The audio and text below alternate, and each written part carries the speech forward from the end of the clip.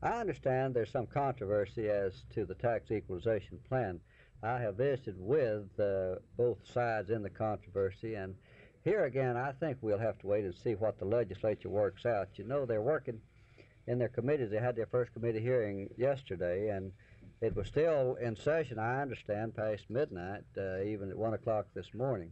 I'd like to see what kind of a plan they do bring up on the equalization program insofar as finances are concerned. Certainly, I'm going to work with the legislators just as much as humanly possible. But on principle, do you want equalization of taxes along with the teacher raises and other education measures? I think we're going to have some equalization of the taxes. Really and truly, that's the way it should be.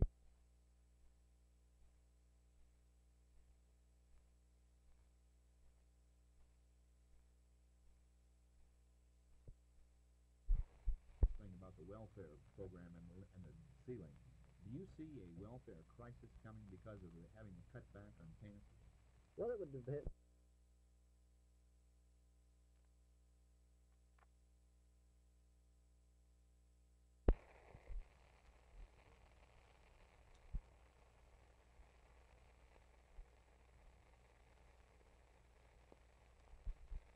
I would say, and this may be more subjective than objective judgment, that the murderer probably is easier to rehabilitate than the individual who is engaged in armed robbery, the individual who has burglarized.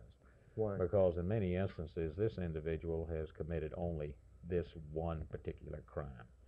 For 40 years, 35 years, he's been a law-abiding citizen, and then a situation that occurs that he feels is no longer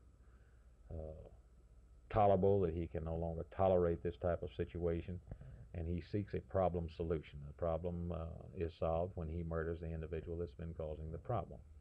Now, society doesn't agree with his solution of the problem, but he has, in essence, solved the problem. He has resolved the conflict that he has. Many of our trustees are murderers, the individuals who have been committed for murder. Now, there are certain types of murders that this would not be true. The man who murders and escaping from an armed robbery, the man who murders a police officer when he is attempting to apprehend him. Ordinarily, these individuals represent high escape risk.